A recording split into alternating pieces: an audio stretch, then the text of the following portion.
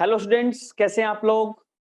बच्चों, आज हम इस लेक्चर के अंदर एक बहुत ही इंपॉर्टेंट टॉपिक स्टार्ट करने जा रहे हैं। इंपॉर्टेंट क्यों है सर, आप इतना फोर्स क्यों कर रहे हैं? क्योंकि आपको ये पता होना चाहिए कि जो ये टॉपिक है इससे सीबीएसई में भी क्वेश्चन आता है और नीट से भी, नीट पैटर्न पर भी इसमें से बहुत सारे क्वेश्चन हमारे बनते हैं। ठीक है ना।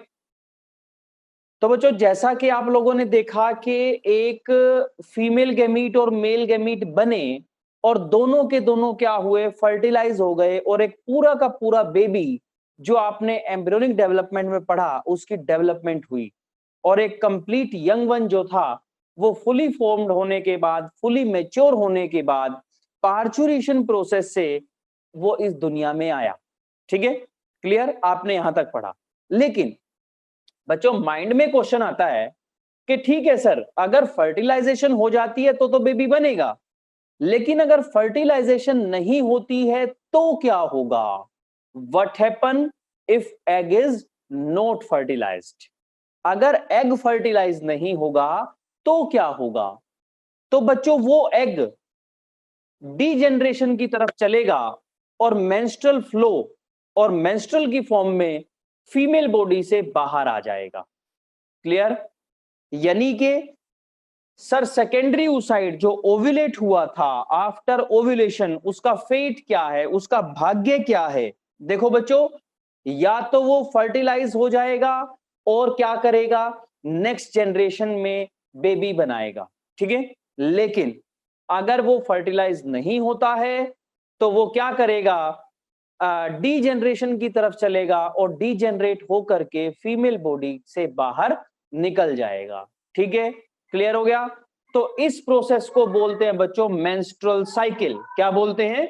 Menstrual cycle. तो हमारा आज का टॉपिक क्या है? Menstrual cycle.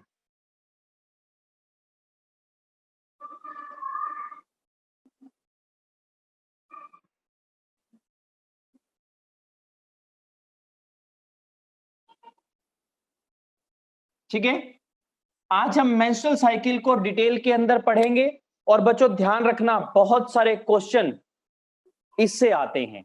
ठीक है, मैं आपको समझाऊंगा बच्चों, और अगर आज लेक्चर में पूरा नहीं हो पाया तो मैं आपको इसकी पिक सेंड करूंगा आपको थ्योरी के लिए।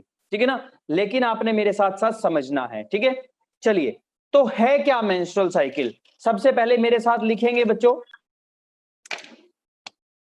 जो गैमीट फॉर्मेशन है फीमेल्स के अंदर वो एक साइक्लिक प्रोग्राम्ड इवेंट है जो 28 से 29 दिन लेता है और इन 28 से 29 दिन के अंदर फीमेल के फंक्शनल और स्ट्रक्चरल जो इंपैक्ट हैं किसके, रिप्रोडक्टिव सिस्टम के, दोनों के अंदर चेंजेस आते हैं।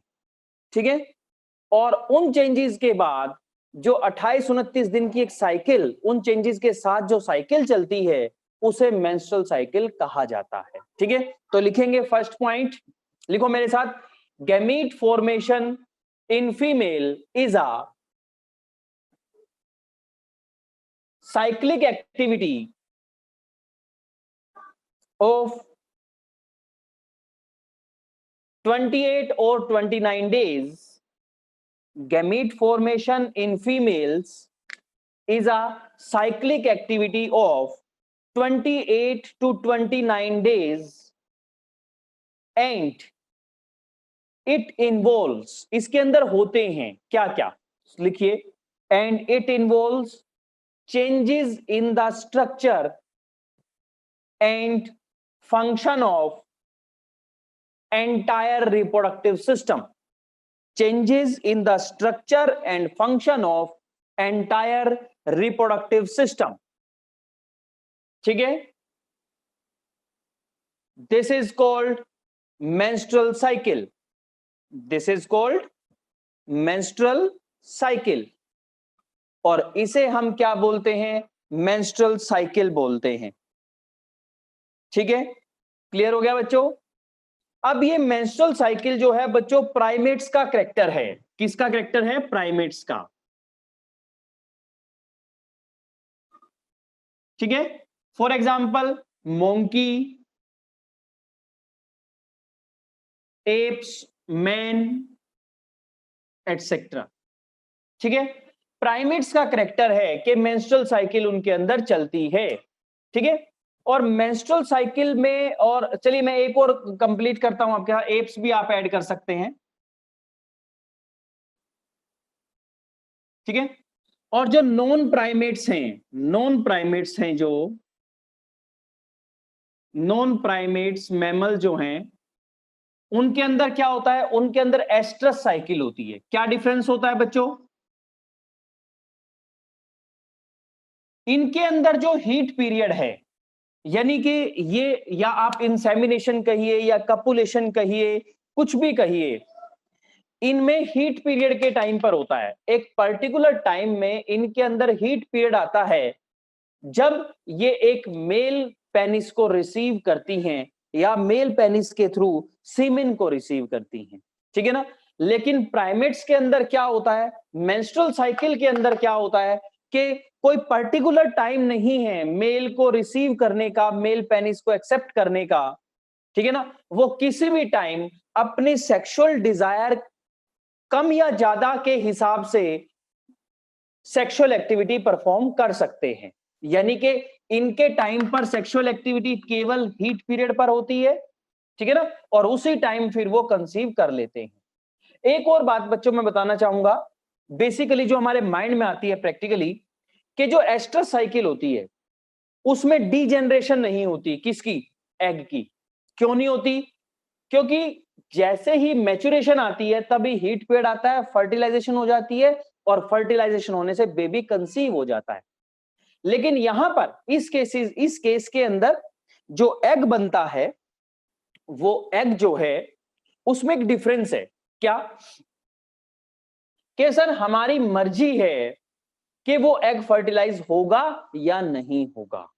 अगर हम प्रिकॉशंस यूज करते हैं या सेक्सुअल एक्टिविटी को अवॉइड करते हैं तो वो एग डीजेनरेट होकर मेंस्ट्रुअल फ्लो की फॉर्म में फीमेल बॉडी से बाहर रिलीज हो जाता है। समझ आया? क्लियर हो गया? तो प्राइमेट और नॉन प्राइमेट का डिफरेंस समझ आया बच्चों आपको? चलिए, अब बारी आती है first menstrual cycle. Next point क्या है? फर्स्ट मेंस्ट्रुअल साइकिल या फर्स्ट मेंस्ट्रुअल जो होता है उसे क्या बोलते हैं?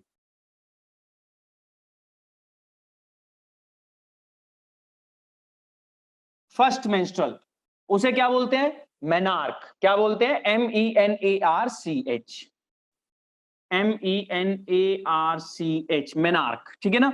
और ये बेसिकली कब होता है? ऑनसेट ऑफ प्यूबर्टी, जब एक फीमेल के अंदर प्यूबर्टी आती है तब होता है। और बेसिकली वो कितनी है? 13 ईयर्स के टाइम पे होता है। ठीक है बच्चों, क्लियर हो गया? उसके बाद stoppage of menstrual cycle. Stoppage, जब स्टॉप हो जाएगा,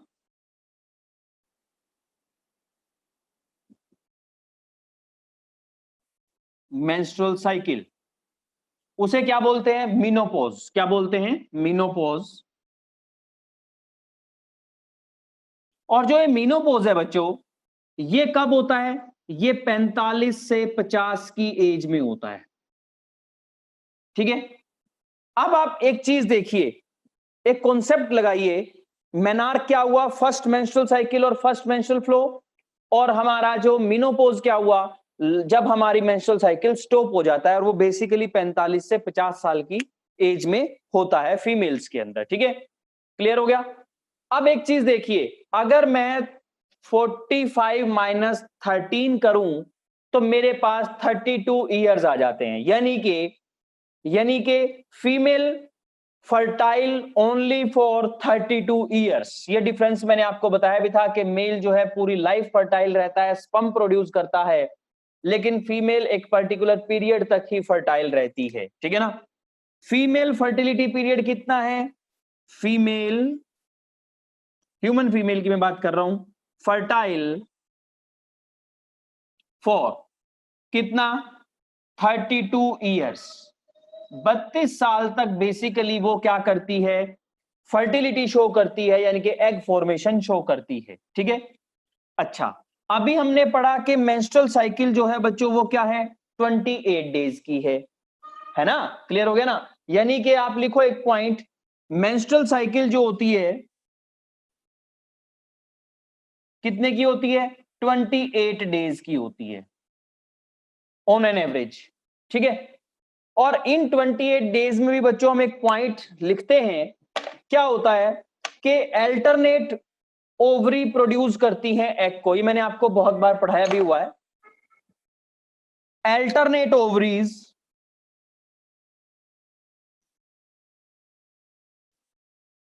alternate ovary produce single egg। Basically हमें एग नहीं कहना चाहिए बेसिक, लेकिन हमें गैमीट बोलना पड़ेगा, इसीलिए हम एग बोलते हैं। सेकेंडरी oocyte स्टेज पर ओव्यूलेशन होती है, ठीक है ना। कि अल्टरनेट ओवरी, अगर एक मंथ मान लीजिए इस मंथ हमारी राइट ओवरी से एग प्रोड्यूस हुआ है, तो नेक्स्ट मंथ लेफ्ट से होगा, फिर राइट से, फिर लेफ्ट से होगा, ठीक है ना। लेकिन ये सिग्नल कौन देता है, इसकी रिसर्च अभी तक नहीं हुई है, ठीक है ना। हाँ, लेकिन एग जो है अल्टरनेट ओवरी से प्रोड्यूस होता है, ठीक है। तो यहां मेरा माइंड ये कहता है कि इससे मुझे ये भी पता चला कि 28 दिन में 2 ओवरी एग प्रोड्यूस नहीं करती, एक ही ओवरी एग प्रोड्यूस करती है। और एक साल में एक साइकिल 28 डेज में पूरा होता है। तो नियर अबाउट लिखते रहना बच्चों, बहुत मेजर पॉइंट है ये, क्वेश्चन आते हैं इनसे, ठीक है ना। तो नियर अबाउट 1 ईयर में 13 एग ऑन एन एवरेज एक फीमेल, ह्यूमन फीमेल प्रोड्यूस करती है, ठीक है ना। तो क्या होगा 1 ईयर में कितने, इन 1 ईयर कितने, 13 एग्स, ठीक है। तो अब अगर मैं देखूं कि 32 साल में वो कितने एग प्रोड्यूस कर सकती है, तो बेसिकली मैं कह सकता हूं कि near about total 416 egg, total 416 eggs जो हैं have a chance to reach maturity, have a chance to reach maturity, है ना बच्चों। तो टोटल कितने हुए, 416, ठीक है। क्लियर हो गया, कोई दिक्कत बच्चों यहां तक, ठीक है। चलिए 420 416 इस तरह से क्वेश्चन आता है बच्चों, तो आपने जो एप्रोप्रिएट आंसर होता है वो देना होता है, ठीक है। तो ये यहां हो गया आपका। अब मेरा पॉइंट ये है बच्चों कि जब हमने फोलिकुलोजेनेसिस पढ़ा था, तो हमने देखा था फीमेल के अंदर फोलिकल की फॉर्मेशन बिफोर बर्थ ही शुरू हो जाती है। नियर अबाउट 2 to 6 मंथ में ही उसके अंदर क्या बनने शुरू हो जाते हैं, फोलिकल बनने शुरू हो जाते हैं, जो बाद में प्राइमोडियल फोलिकल जिनको हमने कहा था, है ना। और वो कितने थे, 2 मिलियन थे, कितने थे, 2 मिलियन ईच ओवरी, पर ओवरी, तो टोटल 4 मिलियन हो गए थे, पढ़ा था ना हमने। अब बच्चों देखो कॉमन सी बात है, अब प्यूबर्टी तक और नंबर कम हो गया था, खो गया था ना, ठीक है ना। और प्यूबर्टी के बाद, और अगर हम एंड की बात करें तो कितने, 416, ठीक है।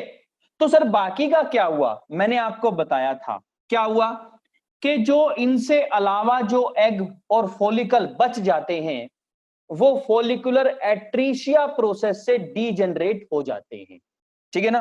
किससे होते हैं, फॉलिकुलर एट्रीशिया, पढ़ाया था बच्चों मैंने आपको, पहले पढ़ाया हुआ है, लिखो मेरे साथ, फॉलिकुलर एट्रीशिया, ठीक है। क्लियर हो गया। ये प्रोसेस जो है, एपोप्टोसिस भी मैंने आपको बताया था, इसके अंदर एपोप्टोसिस होती है जो डीजेनरेशन ऑफ ओवेरियन फॉलिकल के लिए रिस्पॉन्सिबल रहता है। ये सर आपने क्यों कहा, क्योंकि बच्चों अगर 2 मिलियन फॉलिकल हैं, 2 मिलियन फॉलिकल हैं, तो इसका मतलब ये भी तो हुआ ना, क्योंकि हर फॉलिकल के अंदर एक एग भी तो है, प्राइमरी oocyte जिसे आपने कहा था। इसका मतलब उस टाइम पे 2 मिलियन, 2 ओवरी के 4 मिलियन प्राइमरी oocyte भी प्रेजेंट थे। तो अब हम आते हैं पर्टिकुलर मेंस्ट्रुअल साइकिल के ऊपर। अभी हमने कहा मेंस्ट्रुअल साइकिल कितने दिन की है, 28 दिन की एक साइकिल है, ठीक है ना। तो पहले बच्चों में 28 दिन को डिवाइड करता हूं, ठीक है। चलिए मैं आपको करके दिखाता हूं। सर्कल में बनाइए, बेसिकली साइकिल जो होती है उसे सर्कल में बनाते हैं, लेकिन आप समझने के लिए सीधी स्ट्रेट लाइन भी बना सकते हैं, ये लो, ठीक है बच्चों। तो यहां पे 0 डे है, या फर्स्ट लगा सकते हैं आप, यहां पे 28 है, कॉमन सी बात है, ठीक है ना। तो बच्चों फर्स्ट से लेकर के जो 5 डेज होते हैं, 5, ठीक है ना, फिर हम 5 से किसको लेंगे, फिर हम 5 से लेंगे 14, ठीक है, ध्यान रखना बच्चों, और फिर लेंगे 14 से 28, ठीक है ना। 5 से ये हो गया हमारा 14, और फिर हो गया 28, ठीक है बेसिकली। तो आप मेरे साथ यहां लिखेंगे, यहां पर लिखो phases of menstrual cycle, phases, ठीक है बच्चों। पहला फेज आपको याद होना चाहिए बच्चों, इसीलिए मैं अलग से लिखवा रहा हूं, 1 to 5 डेज, 1 to 5 डेज, पहले 5 दिन क्या होता है, लिखो मेंस्ट्रुअल ब्लीडिंग और डिस्ट्रक्टिव फेज।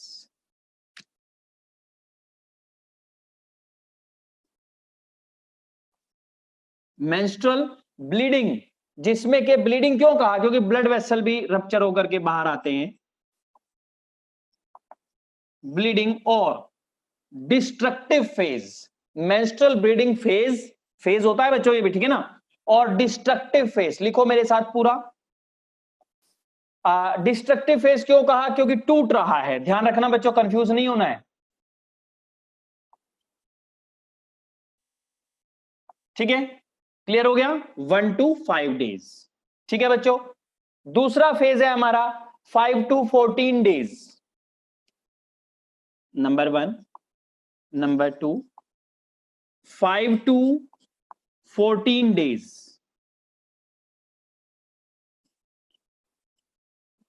यहां पे क्या होगा, यहां पे अब देखो पुराने वाला जो एग या फॉलिकल था वो टूट गया, बाहर आ गया, अब नए की फॉर्मेशन शुरू होगी, ठीक है ना। तो उसका नाम होगा बच्चों फोलिकुलर फेज, प्रोलिफरेटिव फेज और प्री ओव्यूलेटरी फेज। ये नाम क्यों है ये भी मैं आपको बताऊंगा। फोलिकुलर फेज क्यों है, फोलिकुलर फेज क्योंकि नए फोलिकल बनेंगे, ठीक है ना। और दूसरा नाम क्या है, प्रोलिफरेटिव, प्रोलिफरेटिव का मतलब क्या है कि प्राइमरी oocyte इसी फेज के अंदर कन्वर्ट होता है सेकेंडरी oocyte के अंदर, फेज। और तीसरा नाम है बच्चों प्री ओव्यूलेटरी फेज, ओव्यूलेशन से पहले का फेज, प्री ओव्यूलेटरी फेज। क्यों, क्योंकि ओव्यूलेशन से पहले का फेज है। तो 14 डेज पे बेसिकली क्या होता है बच्चों, यहां लिखेंगे थर्ड पॉइंट, 14 डे पे, 14 डे, डेज नहीं लिखना, डे लिखना है, ठीक है ना। 14 डेज पे क्या होता है, ओव्यूलेशन, क्या होता है, ओव्यूलेशन किसका होता है, ध्यान रखना बच्चों, लिख लो यहां पर सेकेंडरी oocyte, मैं बहुत बार बोल चुका हूं, ठीक है। ओव्यूलेटरी फेज या ओव्यूलेटरी स्टेज, ओव्यूलेटरी स्टेज लिखेंगे आप इसे क्योंकि ओव्यूलेशन होती है। अब बारी आई लास्ट फेज की, फोर्थ की, दैट इज 14 से 28 दिन, ठीक है। 14 से 28 दिन में क्या होगा बच्चों, लिखो उसके बारे में नाम, ल्यूटियल फेज और सिक्रीटरी फेज और post ovulatory phase. Luteal phase,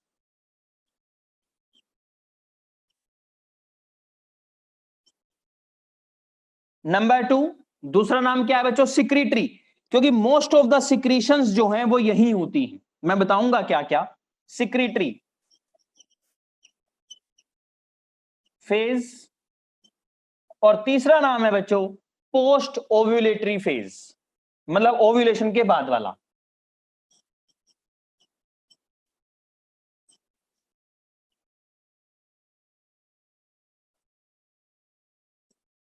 ठीक है। तो ये 4 फेज हैं, ये डेज के हिसाब से आपने याद रखने हैं, ठीक है। अब सर इनमें होता क्या क्या है, बिल्कुल आपके माइंड में यही चल रहा होगा आप, ठीक है ना, कि सर अब हमें ये बताइए कि इनके अंदर होता क्या क्या है। बच्चों देखो, आपकी बुक्स के अंदर, आपकी बुक्स के अंदर जो है 4 चीजों का डायग्राम एक ही डायग्राम के अंदर दिखाया होता है। क्यों? क्योंकि देखो ऐसा नहीं है कि ये चेंजेस जो है अलग अलग चलते हैं, ऐसा नहीं है। मैं आपको बताना चाहूंगा पहले कि कौन कौन से चेंजेस इसके अंदर होते हैं। देखो हार्मोनल चेंजेस यहां होंगे, ठीक है। दूसरा फॉलिकुलर चेंजेस इसमें होगा, फॉलिकल्स चेंज होंगे, जो हमने पढ़े थे ना वहां पे, प्राइमरी सेकेंडरी टर्शरी, वो चेंजेस यहीं तो हो रहे हैं। क्यों हो रहे हैं? In the influence of hormone. मैंने आपको कहा था वहां पर बच्चों, मैं केवल हार्मोन ऐड नहीं कर रहा हूं। क्यों नहीं कर रहा? क्योंकि हार्मोन यहां ऐड होंगे। अब थ्योरी वही रहेगी, प्राइमरी सेकेंडरी टर्शरी और मैच्योरिंग और फिर ग्रेफिन फॉलिकल, थ्योरी वही रहेगी, ठीक है। लेकिन हमें हार्मोन ऐड कर देना है। किसने प्राइमरी को सेकेंडरी में कन्वर्ट कराया, किसने सेकेंडरी को टर्शरी में, किस टाइम पर हुआ, कौन से दिन पर हुआ, बस यही तो मेंस्ट्रुअल साइकिल है, ठीक है।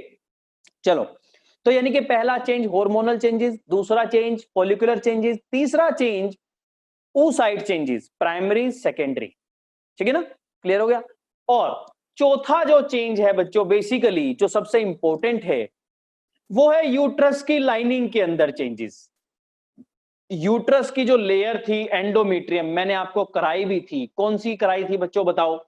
मैंने आपको करवाई थी स्ट्रेटम फंक्शनैलिस, कराई थी ना, जो हर महीने रप्चर होती है, हर महीने अपने आप को दोबारा बनाती है, अपनी ग्रोथ ज्यादा करती है, पढ़ा था ना हमने। तो ये सारे के सारे चेंजेस ना इकट्ठे होते हैं। लेकिन अब मैं आपको एक तरीका बताऊंगा बच्चों, देखो आपकी बुक के अंदर सारे के सारे जो ग्राफ के अंदर दिए हुए हैं, वो सारे एक ही डायग्राम के अंदर दिखा रखे हैं। क्यों? क्योंकि सेम टाइम पर हो रहे हैं, कोई बड़ा इशू नहीं है, ठीक है ना। अगर हम हार्मोन की बात करें तो हार्मोन भी बच्चों एक जगह से नहीं निकल रहा। देखो सबसे पहले हाइपोथैलेमस से निकलेगा जीएनआरएच, पढ़ाया था, hormonal control in female. GnRH निकलेगा, एंटीरियर पिट्यूटरी पे काम करेगा। एंटीरियर पिट्यूटरी क्या करेगी? एफएसएच और एलएच निकालेगी। तो दो लेवल हो गए ना, एक हार्मोन हो गया जीएनआरएच, दूसरे हो गए एफएसएच और एलएच, ठीक है। एफएसएच और एलएच के रिस्पॉन्स में आगे निकलेंगे एस्ट्रोजन और प्रोजेस्टेरोन, कहां पर? ओवरी के अंदर। तो इन सब का ग्राफ इकट्ठे दिखाया हुआ है, और इनके रिस्पॉन्स में फॉलिकुलोजेनेसिस आगे मूव करेगी, ठीक है ना, वो भी अंदर दिखाया हुआ है। नेक्स्ट नीचे देखना, पहले एक लेयर कम टूट गई, कम सी और फिर मोटी सी दिखाई हुई है, वो है एंडोमेट्रियम। क्यों? क्योंकि इन्हीं हार्मोन के इन्फ्लुएंस के अंदर क्या होती है, वो भी अपनी डीजेनरेशन और रीजेनरेशन शो करती है। लेकिन मैं आपको समझाने के लिए अलग अलग बना करके दिखाऊंगा, और आपके माइंड में अपने आप आ जाएगा कि किस किस फेज के अंदर क्या हुआ। फोकस, हाँ कुछ एक टर्म्स रह जाएंगी वो मैं करवाऊंगा आपको, लेकिन आपको ये पता चलेगा कि बेसिकली हुआ क्या, ठीक है ना। चलिए मेरे साथ 3 ग्राफ बनाइए अलग अलग, ठीक है बच्चों, क्योंकि अल्टीमेटली हमारे पास है तो 28 दिन ही ना। उन्हीं 28 दिन में हमें यह बताना है कि किस हार्मोन में क्या चेंज आया, फॉलिकल के अंदर क्या चेंज आया, और लास्ट लास्ट हमारी एंडोमेट्रियम लेयर के अंदर क्या चेंज आया, ठीक है ना। और वही 28 दिन सेम। चलिए मैं क्या करता हूं, ये लो बच्चों, देखो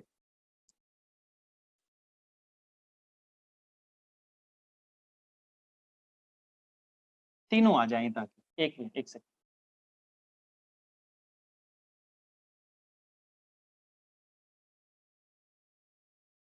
फर्स्ट यहां पर ये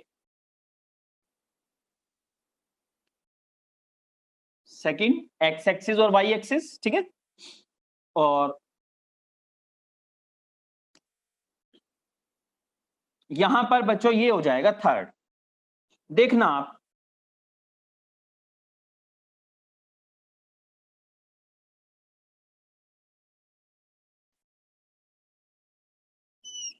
ठीक है, ये 3 ग्राफ मैंने बना दिए, 3 कंडीशन मैं दिखा रहा हूं आपकी बुकलेट के अंदर। बच्चों बुकलेट मिल गई है? जिन बच्चों को बुकलेट नहीं मिली वो अपनी फीस जमा करा के और वहां से बुकलेट ले लो ताकि आपको और आसान रहे, ठीक है ना। That is the third one.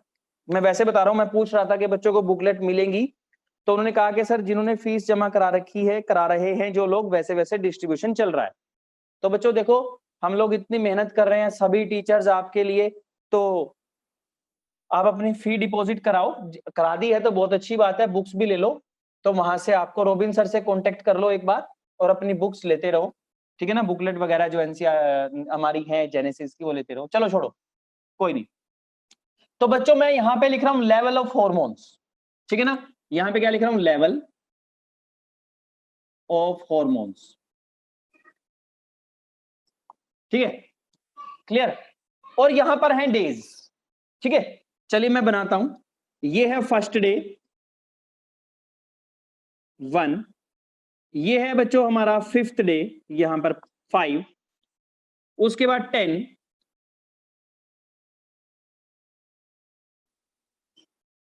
ठीक है, 10 के बाद 14,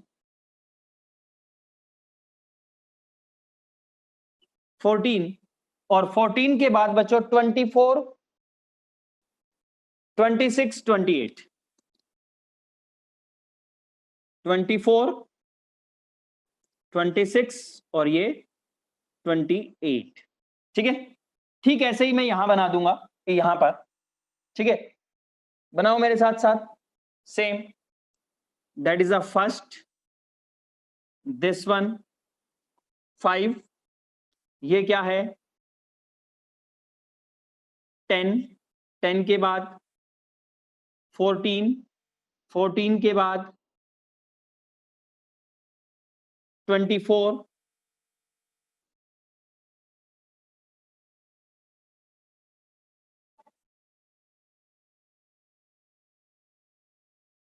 26 एंड 28, ठीक है, क्लियर। तो ये अभी हम 2 बनाते हैं क्योंकि यहां पे हार्मोन आने हैं, ठीक है ना। अब देखो, पहले में मैं क्या करूंगा, LH और FSH की कंसंट्रेशन लेता हूं, ठीक है ना। अब ध्यान देना है बच्चों आपने, यहां पे, यहां पर मैं ब्लैक पेन से आपको FSH और ब्लू पेन से LH बनाऊंगा, क्योंकि 2 हार्मोन है ना। किसने सिक्रीट किए पता है आपको? एंटीरियर पिट्यूटरी, 11th में पढ़ा था, ठीक है ना। देखो ये 14 डे है हमारा बच्चों, ये लो, सेंटर पॉइंट भी है और सबसे बड़ा मेजर पॉइंट भी है क्या, कि ओव्यूलेशन होती है सर यहां पे, ठीक है ना, क्लियर। चलो, तो क्या होता है कि देखो यहां से मुझे ये लग रहा है कि हमारे LH का जो अमाउंट है वो पहले 5, पहले 10 दिन तक थोड़ा कम रहता है और फिर 10 दिन के बाद वो बढ़ना शुरू करता है। क्या करता है? 10 दिन पर वो क्या करता है, इंक्रीज करना शुरू करता है।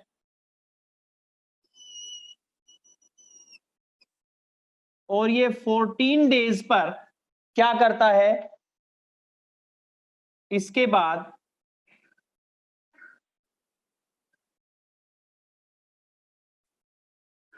ऐसे, क्लियर, ठीक है। डिक्रीज करना दोबारा से इसने शुरू कर दिया। ब्लू कलर से कौन है? ये है बच्चों LH, ल्यूटिनाइजिंग हार्मोन, पढ़ा रखा है मैंने आपको, ठीक है। चलो, अब ब्लैक पेन से हम बना रहे हैं किसको? FSH को। ध्यान से बनाओ मेरे साथ, आपको देखो हमें पता चल गया कि सर इसकी अमाउंट पहले 10 दिन तक कम होती है, फिर बढ़ती है और फिर डिक्रीज हो जाती है, पढ़ा। यानी कि यहां पर LH बहुत ज्यादा है 13 से 14 दिन पर, क्योंकि LH ही क्या करवाता है, ओव्यूलेशन कराता है। 13वें दिन पे ज्यादा होगा तभी तो 14वें दिन पे ओव्यूलेशन होगी, क्योंकि वो अपना इफेक्ट भी तो दिखाएगा जा करके, समझ आया। चलो, तो अब क्या हुआ बच्चों, देखो ये है हमारा FSH, ये लो,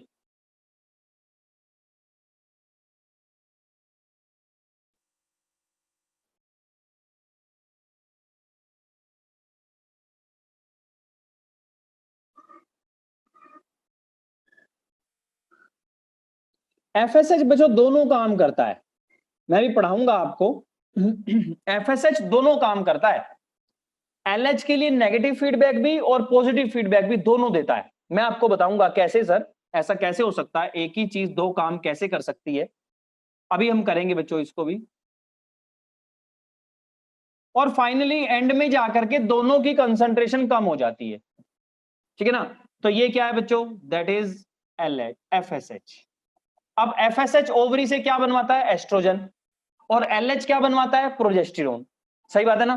तो ये अगर आप डेज के हिसाब से ये देख सकते हैं, अब ये सिक्रेटरी फेज था हमारा 14 से 26, क्योंकि इसी में ज्यादा सिक्रीट होना है, कौन, प्रोजेस्टेरोन एस्ट्रोजन, अभी दिखाएंगे कैसे, ठीक है। ये क्या है बच्चों हमारा, ये है हमारा एस्ट्रोजन और प्रोजेस्टेरोन के लिए। तो यहां भी क्या होगा, लेवल ऑफ हार्मोन, ठीक है, डेज के हिसाब से।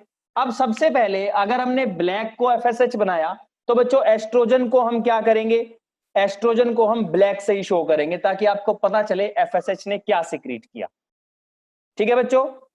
चलिए, तो हमारा जो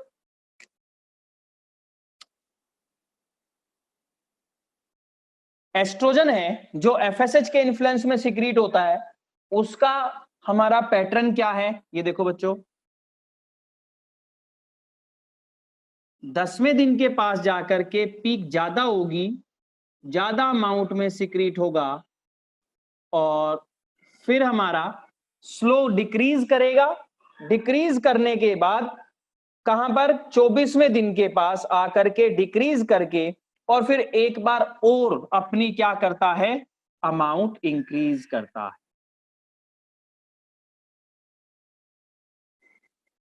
ये लो बच्चों, फिर ये डिक्रीज पे ही जाएगा, ठीक है ना, क्लियर, ठीक है, समझ आया बच्चों आपको।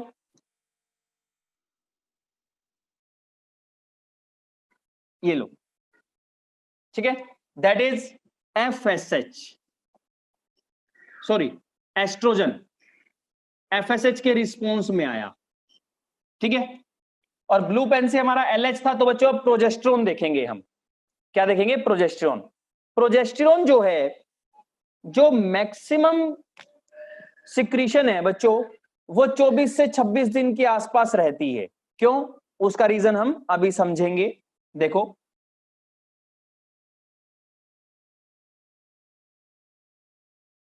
ओव्यूलेशन हो गई, ओव्यूलेशन पे कॉर्पस ल्यूटियम बना, कॉर्पस ल्यूटियम ने एस्ट्रोजन बनाना शुरू किया, ये लो।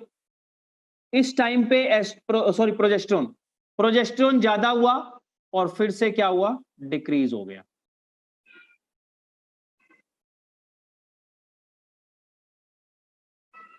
ये लो, लेकिन यहां पर आकर के बच्चों मेरे माइंड में क्या आया, कि दोनों चीजें डिक्रीज हो गई, कौन, एस्ट्रोजन भी और प्रोजेस्टेरोन भी।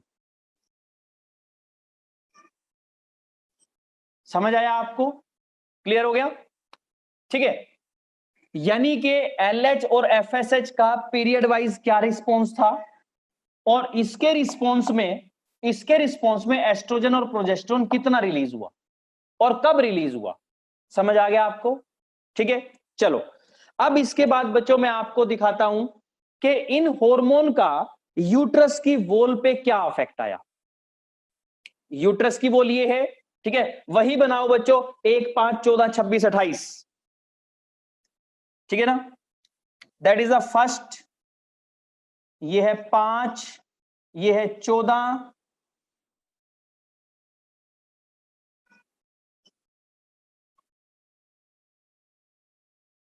फोर्टीन, 26,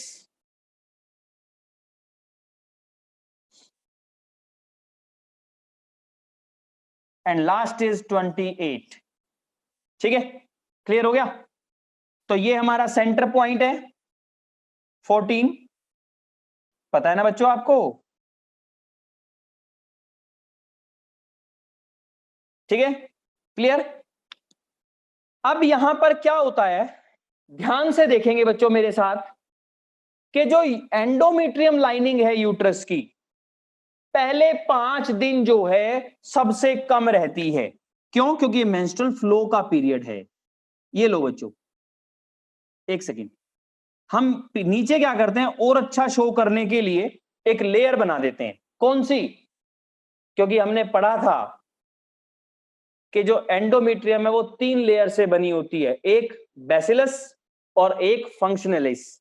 और बैसिलस कभी भी रप्चर नहीं होती, पढ़ा था ना, तो मेंशन कर देते हैं बच्चों यहीं पे, और आसान हो जाएगा आपके लिए, अच्छा रहेगा। ये लो, ये लेयर क्या है आपकी? स्ट्रेटम बैसिलिस, है ना? याद है ना बच्चों आपको, BASALIS। और इसके ऊपर कौन होती है? इसके ऊपर होती है फंक्शनलिस, ठीक है ना? फंक्शनलिस, फंक्शनल लेयर, जो हर महीने रिमूव होती है और नई बनती है, ठीक है? चलो देखो यहां पर, ये लो बच्चों, ये जो लेयर है ये डिक्रीज होती चली गई कब? 5वें दिन पर, 5वें दिन तक, ठीक है? और फिर यहां से फॉर्मेशन दोबारा शुरू हुई, आपको दिखाई देगा क्योंकि इंक्रीज कर रही है तो फॉर्मेशन दोबारा हो रही है ना। ये लो बच्चों, और सबसे ज्यादा फॉर्मेशन होती है बच्चों इसकी 26 डे पे। कितनी होती है? अब इसका मतलब ये नहीं है,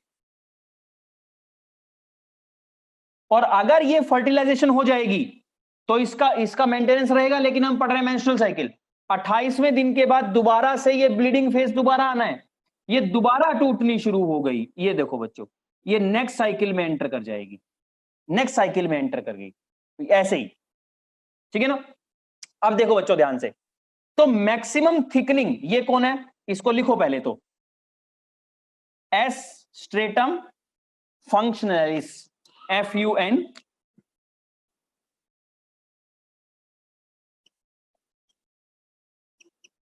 ठीक है? और ये कौन है? SBASALIS। समझ आ गया बच्चों? एंडोमेट्रियम की लेयर है दोनों, ठीक है? तो अब यहां देखने को मुझे मिल रहा है कि ये तो मेरा क्या है? डीजेनरेशन, यानी कि ये यहां तक तो टूटनी शुरू हो रखी है, ठीक है? और यहां से बननी शुरू हुई, लेकिन मैक्सिमम पीक कब आया? मैक्सिमम पीक आया इसका 26 डे पर, ठीक है ना? और बेसिकली इसकी जो हाइट है बच्चों, या थिकनेस, थिकनिंग हमको बोलनी चाहिए, हाइट नहीं बोलनी चाहिए, ठीक है? कितनी होती है? बेसिकली 5 to 6 mm तक पहुंच जाती है। और एक और बात, यूट्रस अपने आप को प्रिपेयर करता है हर मंथ बेबी को कंसीव करने के लिए, उसके लिए एंडोमेट्रियम की फॉर्मेशन ही करनी पड़ती है। क्या करनी पड़ती है? एंडोमेट्रियम की फॉर्मेशन। क्यों? क्योंकि जितनी अच्छी एंडोमेट्रियम बनेगी बेबी की ग्रोथ उतनी अच्छी होगी।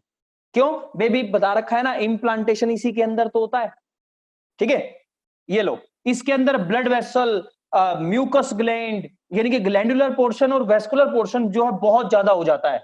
और ब्लड वेस्कुलर सिस्टम में तो ये कहा जाता है कि जो हमारे ब्लड वेसल्स हैं वो abundant in number and becomes coil in nature. इस तरह से कोइल, जैसे कछुआ छाप होती है ना अपने घर में, ऊपर से कोइलिंग शो करती है ताकि वो ज्यादा सप्लाई कर सके, ठीक है ना? क्लियर हो गया? तो इसकी जो बेसिकली पैरामीटर है वो क्या है? 6 mm। और यहां पर जो है ये 3 to ये लो 3 to 4 mm ही होती है यहां पर, ठीक है ना? यहां नहीं दिखाना चाहिए, थोड़ा ओव्यूलेशन के टाइम तक की ही अगर हम बात करें, 3 to 4 mm रहती है, ठीक है ना? तो मैक्सिमम पीक कब हुआ इसका एंडोमेट्रियम का? 26 डे पे। वहां तक भी अगर फर्टिलाइजेशन हो करके प्रोजेस्टेरोन ज्यादा अमाउंट में नहीं आया तो ये डीजेनरेशन की तरफ चल देगी। सर यहां ये ज्यादा मैक्सिमम क्यों होती है? क्योंकि बच्चों इसी दिन पे देखो यहां प्रोजेस्टेरोन ज्यादा है ना, क्योंकि कॉर्पस ल्यूटियम बन चुका है। ओव्यूलेशन, यहां ओव्यूलेशन नहीं हो रही है क्या? आप हर जगह 14 डे पे ओव्यूलेशन लिख लो बच्चों सारे। जब यहां ओव्यूलेशन हो गई तो खाली फॉलिकल कॉर्पस ल्यूटियम बन गया, उसने क्या किया? प्रोजेस्टेरोन बनाना शुरू कर दिया। प्रोजेस्टेरोन बनेगा तो एंडोमेट्रियम की लाइनिंग और अच्छी हो जाएगी, है ना? और जैसे ही अगर अब उसको ज्यादा अमाउंट में प्रोजेस्टेरोन नहीं मिलेगा तो क्या होगा? वो डिजेनरेट करना शुरू कर देगी। क्यों? इसका मतलब कॉर्पस ल्यूटियम डिजेनरेट होना शुरू हो गया। सही बात है ना? समझ आया कि नहीं आया? ठीक है? तो ये बच्चों अगर आप इन तीनों इवेंट को साथ जोड़ दें, अपने आप आपका सारा टॉपिक क्लियर हो गया, ठीक है? अब मैं आपको बताता हूं कि बेसिकली फॉलिकल्स के साथ क्या होता है, ठीक है ना? क्लियर बच्चों? ठीक है, शुरू करें, इसी में शुरू कर दें। यहीं पे फॉलिकल आपको आपकी बुक में ना यहां बने मिलेंगे, यहां पर इसके ऊपर। क्यों? टाइम पीरियड वही है ना, कंफ्यूज नहीं होना, टाइम पीरियड वही है ना। देखो क्या होता है, पुराने वाला तो डीजेनरेट हो गया, अब इस टाइम पर जो दूसरे हमारे प्राइमरी फॉलिकल पड़े हुए थे, बहुत सारे प्राइमरी फॉलिकल पड़े हुए थे, ये लो बच्चों,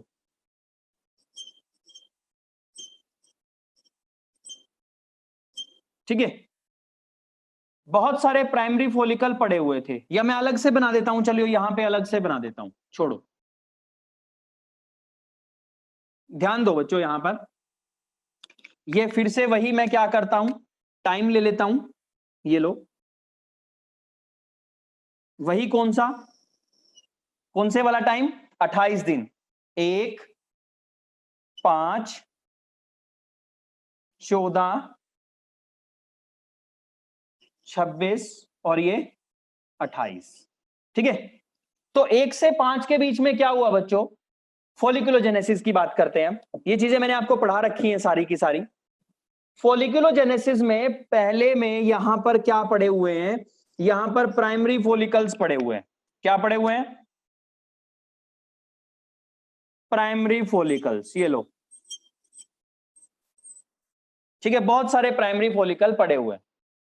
अब क्या होगा, ये प्राइमरी फॉलिकल आपको आपने पढ़ा था कि सारे के सारे तो सेकेंडरी में कन्वर्ट नहीं होते, हर महीने कितने 25 से 30 प्राइमरी फॉलिकल कोशिश करते हैं और 8 से 10 फॉलिकल सेकेंडरी फॉलिकल में कन्वर्ट होते हैं, बाकी सारे फॉलिकुलर एटरीशिया से मर जाते हैं, पढ़ा था ना हमने, डीजेनरेट हो जाते हैं, ठीक है ना।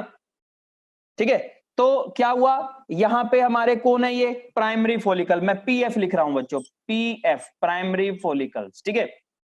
अब ये क्या करेंगे, ये देखो यहां पर एस्ट्रोजन सिक्रीट हो रहा है, यहां पर एस्ट्रोजन सिक्रीट होता है, और एक और बात मैं आपको बताऊंगा, ये एस्ट्रोजन जब इन्हें मिलता है तो ये अपनी ग्रोथ शुरू करते हैं, क्या करते हैं, अपनी ग्रोथ शो करते हैं, और इनमें से कुछ फॉलिकल सेकेंडरी फॉलिकल में कन्वर्ट हो जाते हैं। क्यों? एस्ट्रोजन का काम क्या है, फॉलिकल्स की ग्रोथ करवाना।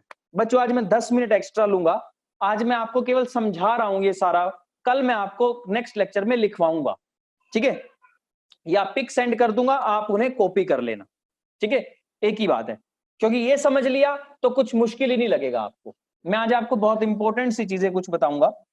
तो ये क्या हो गए बच्चों, देखो ऊपर से एस्ट्रोजन आ गया, देखो मैच करो ना अभी से, या सर एलएच भी तो आया, एफएसएच आया, एफएसएच ने एस्ट्रोजन बनवाया, तो एलएच भी तो आया।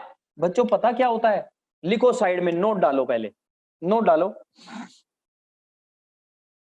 इनिशियली जो स्मॉल अमाउंट में एस्ट्रोजन सिक्रीट होता है, लिखो, हिंदी में लिख लो बच्चों, बेशक कोई बात नहीं, इनिशियली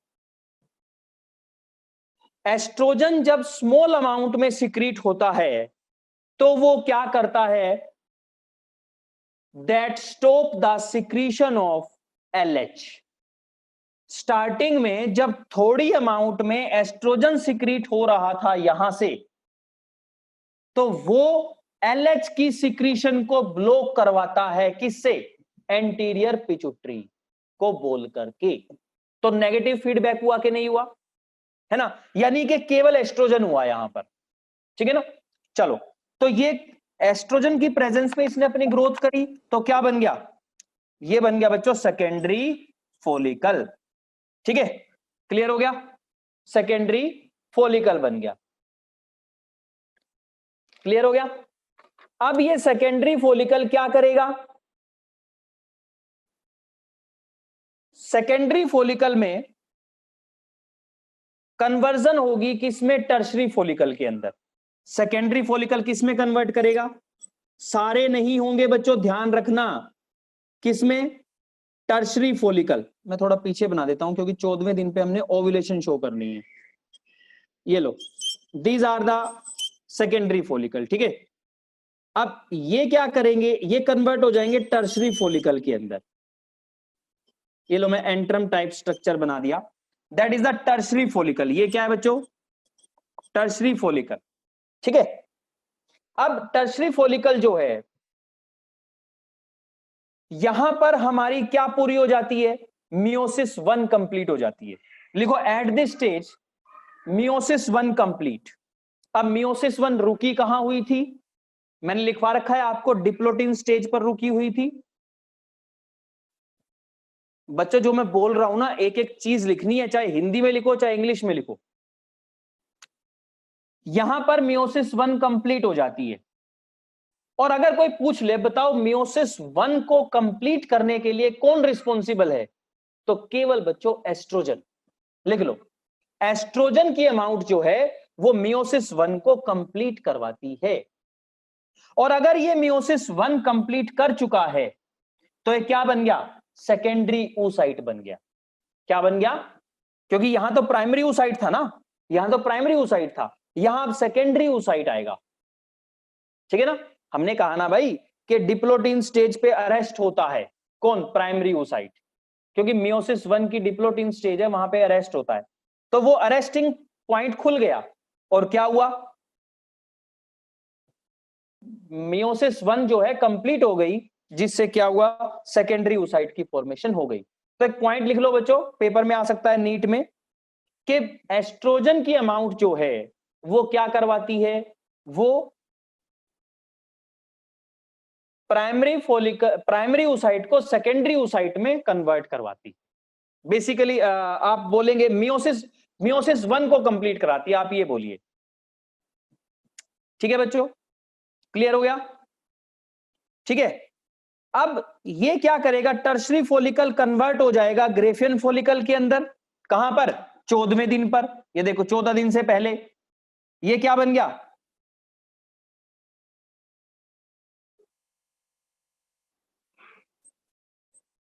ये क्या बन गया बच्चों, ग्रेफियन फॉलिकल। ये लो, आपको पता है ग्रेफियन फॉलिकल के पास क्या है, मोस्ट मैच्योर्ड एग होता है। ठीक है ना। अब यहां पर क्या होता है कि देखो सर आपने लिखवाया था कि एलएच को रोक के रखता है ना, कौन, एस्ट्रोजन। अब आप एक पॉइंट लिखो, आफ्टर 10 डेज लिखो, या near 10 days of menstrual cycle क्या होता है,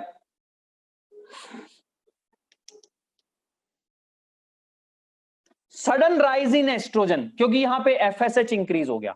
वो इनिशियल बताया था मैंने कि कम अमाउंट होती है यहां पर। ठीक है ना, देखो एफएसएच ज्यादा हो गया तो एस्ट्रोजन बढ़ेगा ना, तो लिखो near about 10 days there is sudden increase in the amount of estrogen. Estrogen की अमाउंट एकदम बहुत ज्यादा हो जाती है, हो गई। And this increased amount of estrogen provide और गिव पॉजिटिव सिग्नल या पॉजिटिव फीडबैक। वो नेगेटिव था, शुरू में नेगेटिव दिया था, बाद में क्या दिया, positive feedback. Gives positive feedback किसको,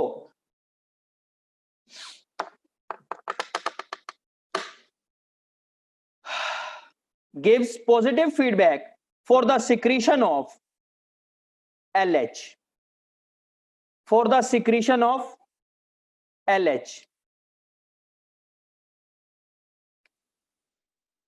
ठीक है, clear, for the secretion of LH।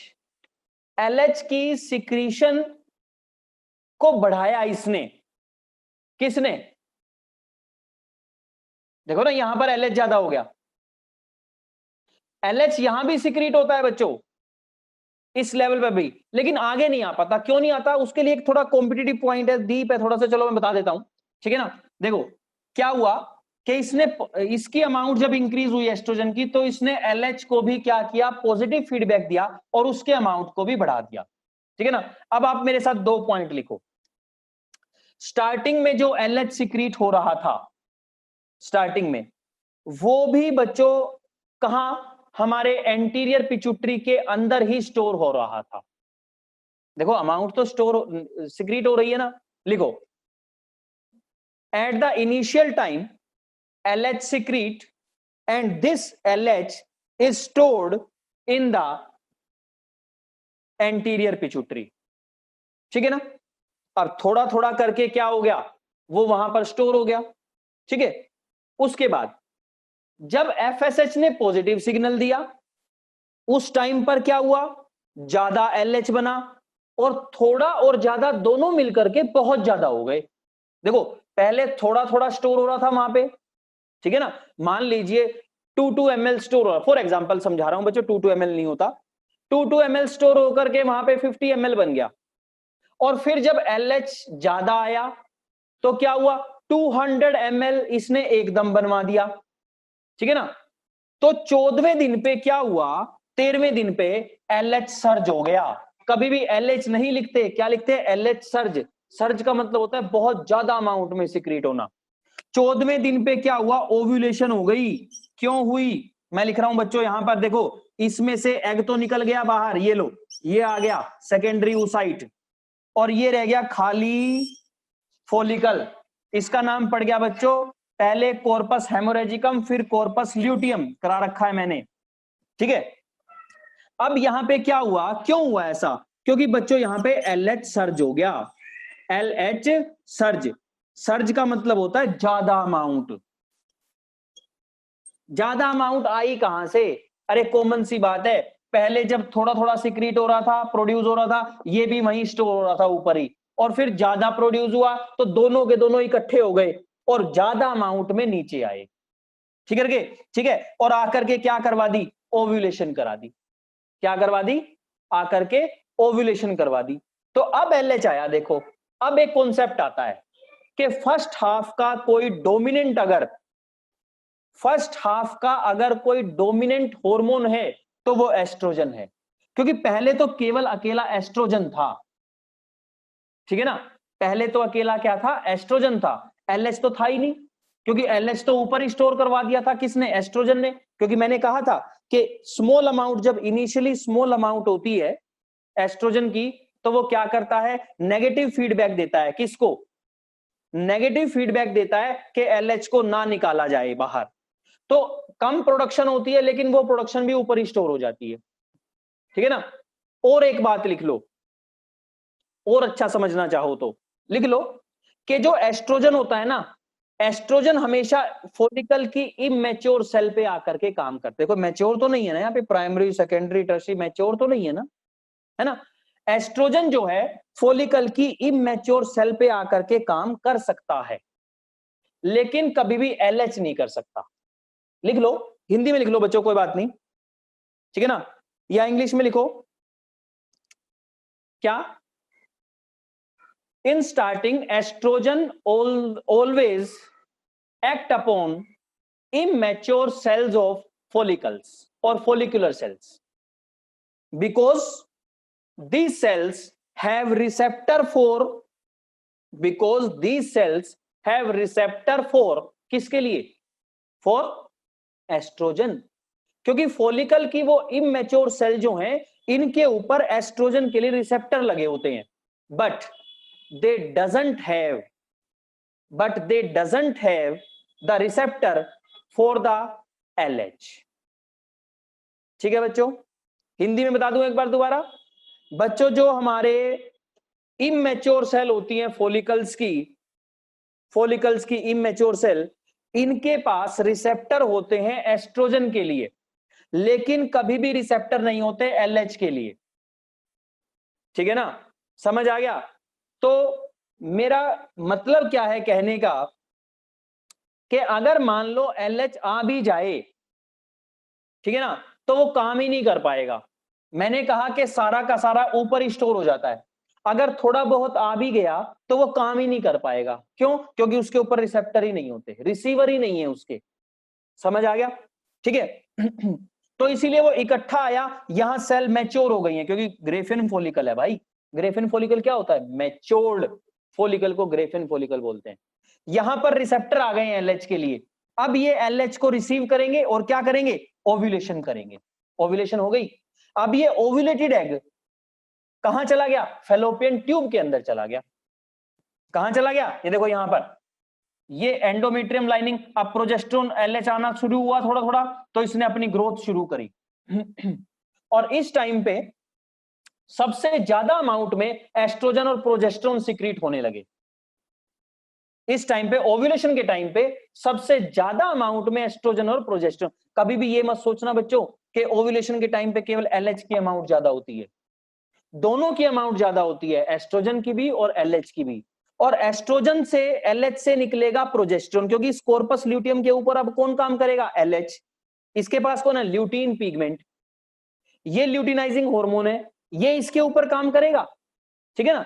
अब कॉर्पस ल्यूटियम, कोई पूछ ले, केवल प्रोजेस्टेरोन सिक्रीट नहीं करता, कॉर्पस ल्यूटियम सब कुछ सिक्रीट करता है, एस्ट्रोजन भी करता है। हाँ, इनकी जिन सेल्स के पास ल्यूटीन पिगमेंट होता है वो एलएच की प्रेजेंस में प्रोजेस्टेरोन सिक्रीट करेंगे, और जिनके पास ल्यूटीन नहीं होता वो एस्ट्रोजन ही सिक्रीट करेंगे। समझ आया? क्लियर हो गया? तो एस्ट्रोजन और प्रोजेस्टेरोन दोनों मिलकर के ओव्यूलेशन करवाया और ये कॉर्पस ल्यूटियम बन गया। अब कॉर्पस ल्यूटियम जितना प्रोजेस्टेरोन सिक्रीट करेगी, ठीक है ना, वो एंडोमेट्रियम की लाइनिंग उतनी ज्यादा मोटी हो जाएगी, ठीक है। एंडोमेट्रियम की लाइनिंग मोटी हो गई, ग्रोथ हो गई, और यही तो करना था। फाइनली फर्टिलाइजेशन नहीं हुई, एंड कॉर्पस ल्यूटियम की एज कितनी है? एज है केवल बच्चों 9 से 12 दिन, ठीक है ना। 9 से 12 दिन तक अगर उसे एचसीजी नहीं मिला तो वो डिजेनरेट होगा, प्रोजेस्टेरोन लेवल कम हो जाएगा, उधर से एस्ट्रोजन लेवल कम हो जाएगा, दोनों कम होंगे तो फिर से हमारा ब्लीडिंग फेज दोबारा शुरू हो जाएगा। ये जो ब्लीडिंग फेज है ये वाला 1 से 5 दिन। समझ आया आपको? क्लियर? ये मैंने सिंपली समझाया बच्चों आपको। ये क्या, देखो ये डीजेनरेशन 26 दिन तक अगर मान लो इसको क्या नहीं मिलता, एचसीजी नहीं मिलता, तो उस केस में क्या होगा? ये डीजेनरेशन शुरू कर देगा और क्या बन जाएगा? Corpus albicans. करा रखा है मैंने, कॉर्पस एल्बिकेंस बनेगा, डीजेनरेशन की तरफ चल देगा। ठीक है, क्लियर हो गया? तो यानी कि हमने सिस्टमेटिक बता दिया, आपकी बुक्स के अंदर ये चारों चीजें एक ही डायग्राम में शो कर रखी होती हैं, ये मैंने अलग अलग करके दिखा दिया आपको। ठीक है, समझ आया बच्चों आपको? ठीक है,